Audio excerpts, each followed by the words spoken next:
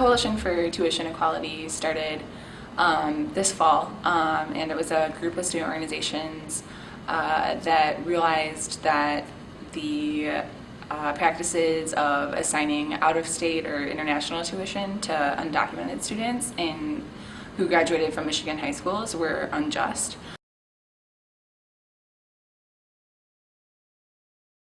Anyone who came to the U.S., illegally, through the border is undocumented. That's really obvious.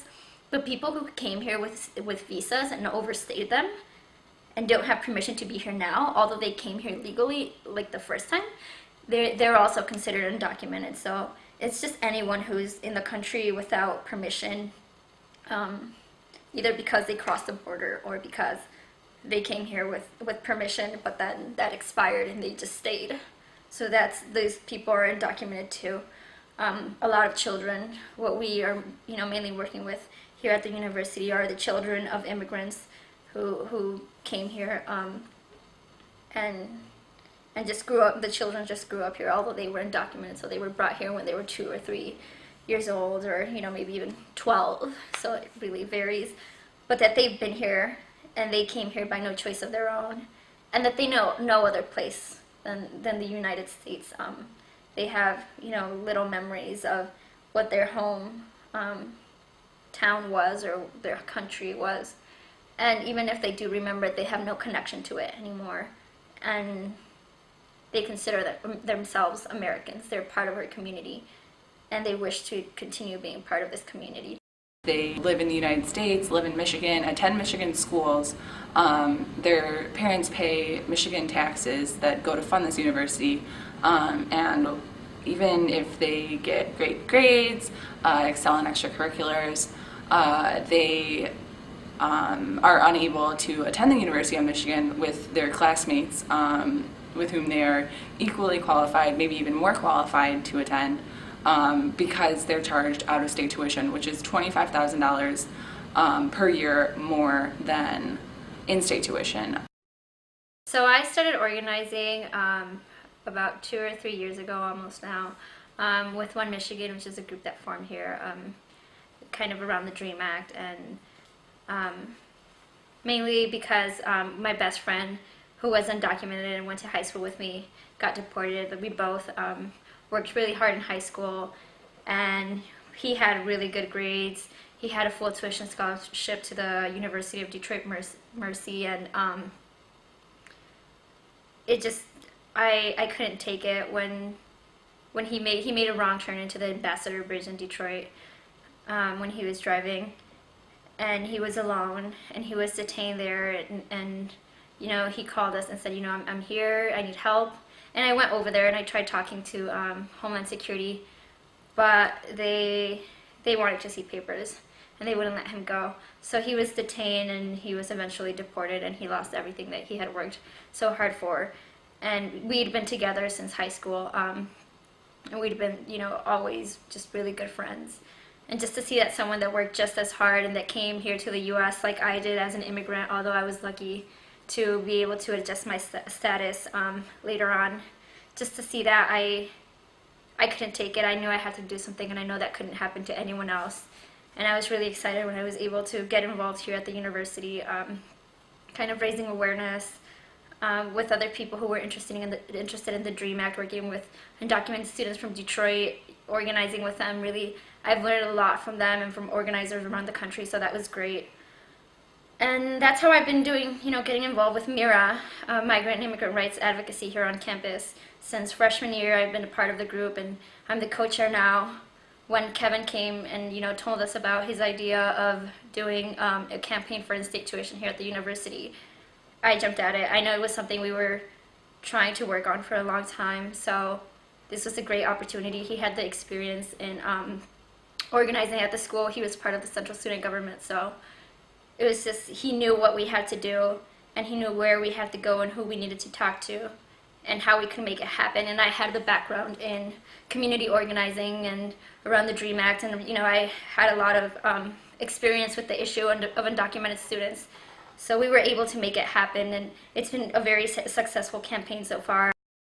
With the ACLU, we started meeting with people from organizations such as Migrant and Immigrant Rights Association, the College Democrats, and many, many more groups. And we realized that we could only change this policy if we had a united front of students and faculty. So first we really started organizing the students around this issue, and one of the first things we did was pass a resolution in the Central Student Government. And we were just thrilled because the Central Student Government passed the resolution unanimously to support in-state tuition for undocumented students. We put on, more than 2 or 3 events just this semester to educate our community. We planned an event with Jose Antonio Vargas, who is a Pulitzer Prize-winning journalist, and he is also an undocumented immigrant. He wrote a really amazing piece in the New York Times about his experiences as an undocumented student.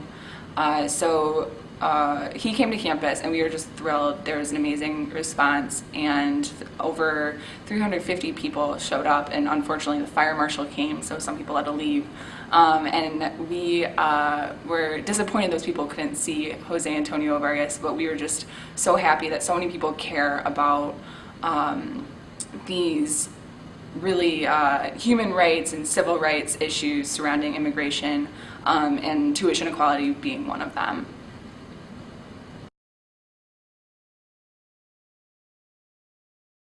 There's very simple ways to get involved. The simplest is, of course, to sign the petition in support. But what I love about the Coalition for Tuition Equality is that it's very organized. There are concrete steps that are being taken. People who are involved reach out to administrators, the professors after class. We'll talk to them about it, try to get their ideas, get them on board. We'll reach out to faculty, in the university. Even people have reached out to art and design school, to the URAP program, to different faculty to get them talking about it, to get them supporting. And even the higher up, it means meeting with the regents who, one of the most exciting ways to get involved is to come stand with us in unity at the regents meeting. We've been going to the regents meetings and telling them real stories of real people and our experiences as members of the immigrant community or as undocumented people. We need to tell them, and they need to hear, and they need to understand what the problem is and why we need to work on it. With the Regents actions that we've had, the first one with Daniel, where we had about 30 people attending, and we walked out, and it was really powerful, and the Regents contacted us after. Alejandro Morales, and I'm a freshman in LSA. I come today with a problem and a solution for you all. The problem is that the current in-state tuition policy prevents some of the brightest students from this state from attending our great university. The solution is that you as the Regents use your constitutional authority to make our policy more inclusive and allow undocumented students from within the state of Michigan to have access to our great university. My parents were first-generation immigrants to this country, and I myself was brought here at the age of 1. I have never been back to Mexico, which is the country of my birth, and I have been in the American public school system for all of my education. As the son of immigrants with no more than a third grade education collectively, education symbolized for me and my family a profound stepping towards social mobility and a dignified existence. I was one of 2 in my graduating class to be accepted to this great university.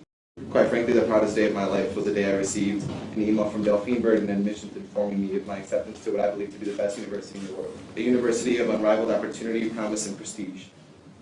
Unfortunately, this moment of great hope and excitement was soon overshadowed by the cruel realization that my immigration status would jeopardize it all.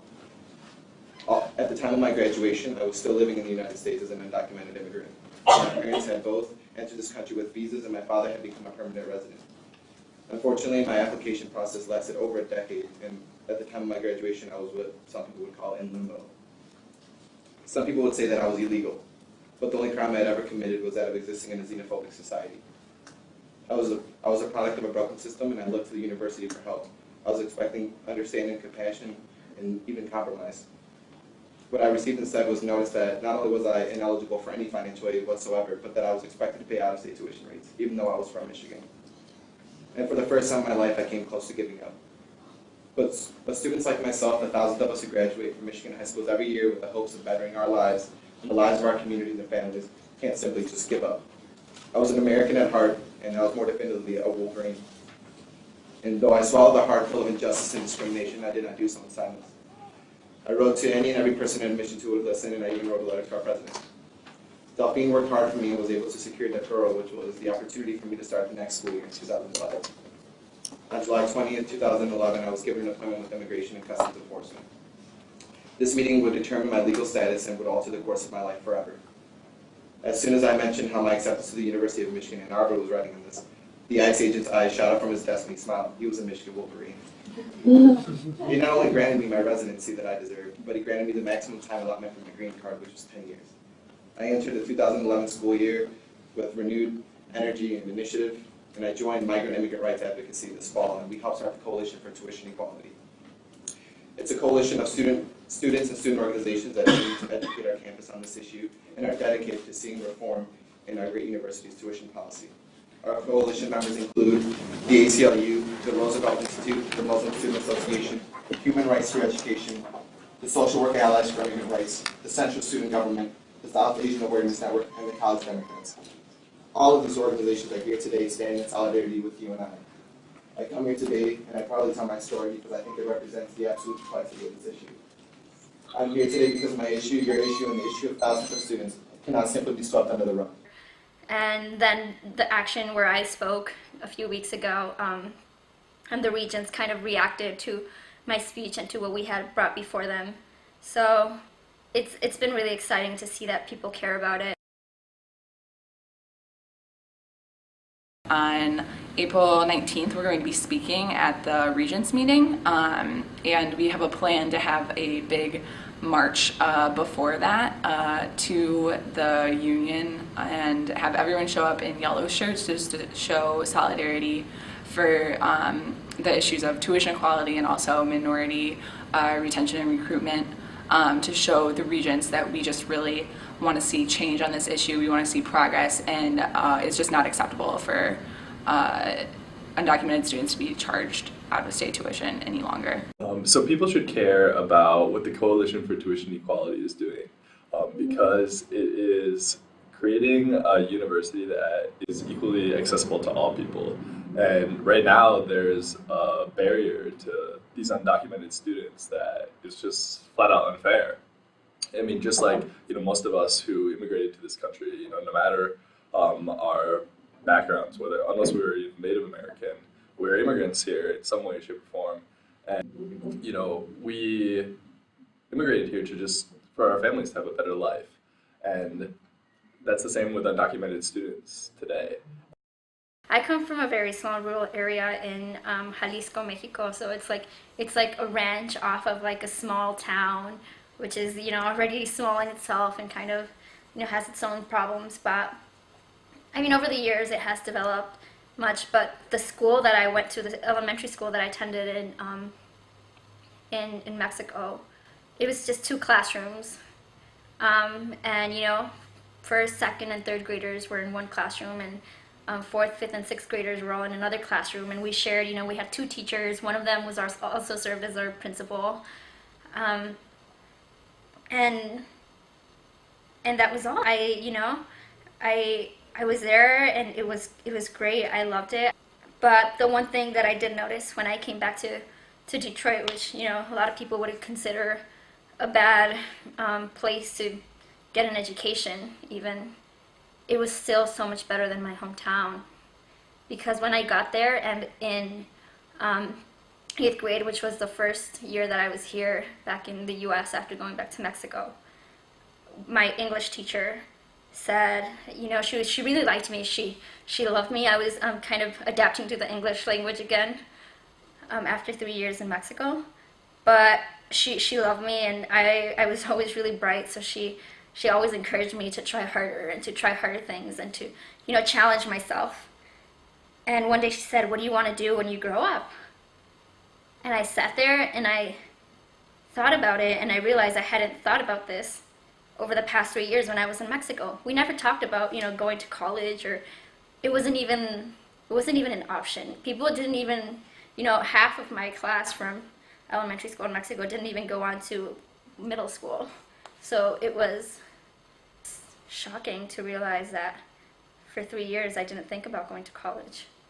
And I think I said something really random, like I want to be a pediatrician, although I hate science. I don't know why I would say that, but I just had to say something. I felt ashamed, and I realize that now, and I see all of my cousins and my friends who are my age and are in Mexico right now, and just to think that they don't have this opportunity. They can't be here at the University of Michigan. They can't be at a university at all. They can't afford this. They can barely afford to support their families. And it's sad. I think people don't think about that. You don't think about the people who don't have this opportunity at all. In Southwest Detroit, where I come from, where my dad was, when I told him I wanted to come here and I told him how much it would cost, he said, I can't pay for that. There's no way, and I mean, I've kind of made my way for myself, but I'm lucky. I have a social security number. I can pay in-state tuition. I can get financial aid. I can apply for loans even. I can get a job to support myself while I'm here, and other people don't have that. I think it's been really amazing to see all of the support we've received from various groups. It's been multicultural organizations, it's been religious groups like Muslim Students Association, it's been volunteer groups like the Detroit Partnership, and from all the people who come to our meetings, it just shows that students really care about not only tuition equality, but just minority retention and recruitment at the University of Michigan in general, and making this a more diverse university, which benefits all of us. So diversity on this campus is really important. I think though the one thing that I always think about, like when lack of diversity being a problem, is like imagine a sociology class that is all white people, and you're not going to get very far in your discussions. And I think it extends to all different areas of academic study here at the university, be it engineering, I'm in statistics, health, the pre-medical students.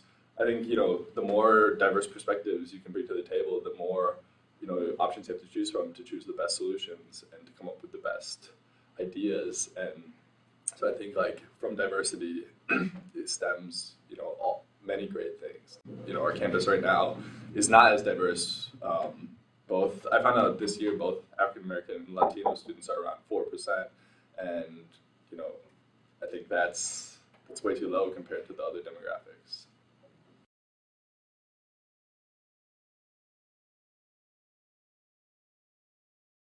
I believe that tuition equality is important because it speaks to an underlying concern of, I believe, all students on campus, that if we want to see diversity in our classrooms, in our society, we need to start somewhere.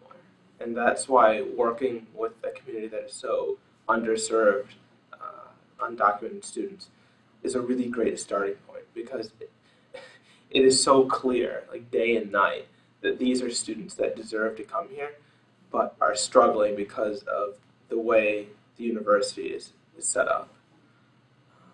And students can take part in this because they are the people that can make tuition equality a reality, that can make a university education, such as the University of Michigan, possible for so many students, just by taking it to the decision makers. They, going back months ago, they didn't even know this was a really big issue that could really take root here at the university, that the solution was here and not in Washington, D.C. or in Lansing, but in the Board of Regents. And so I think it's a really powerful message for all students who not only care about diversity, but also care about the idea that they can change their surroundings, that they don't need to accept the status quo. The coalition has a lot of great people. I'm really glad that, Kevin, who started the coalition, and I, and, a few other of the members, well, most of us are juniors, so we'll be here another year to kind of keep putting our experience into, building this movement and into, working with incoming freshmen and the freshmen from next year, the sophomores next year, and making sure that, this movement keeps going even if we're not here, because we realize that, it's not going to happen tomorrow, that we have to talk to a lot of people and we have to convince people and we have to pressure people to work on it, to not put it on the side and, okay, we're going to work on something else. No, we want to do that now, but maybe it's not going to, for other people, it's not going to be a priority, and we need to understand that. And I think that if we keep, working as hard as we've been working, I think the movement is going to keep growing, and as people become more aware on this campus, because they are becoming more aware. A lot of people in the coalition didn't even know that undocumented people paid taxes. And I mean, we know that in my community, everyone knows undocumented people pay taxes. But people outside who don't know undocumented people, who have never met someone who's undocumented and don't understand the situation, don't even know that they pay taxes. Like Jose Antonio Vargas said when he was here, some people don't even understand that there is no line to legally, be in the U.S. or to adjust your status once you've come here. There was a comment on one of our articles on the Michigan Daily saying, if about Maria Ibarra, who came to speak as well, saying, if her parents really love this country so much, and if she is really, glad to be here, and she really wants to be a part of this community, why don't they adjust their status? Why don't they just go adjust their status and become U.S. citizens? I'm like, well, that's the problem. They can't do that. And people don't know that, and you can't blame them for that, because they haven't been exposed to that. And I think educating our campus is one of the most important things, and that's something that we're willing to work on.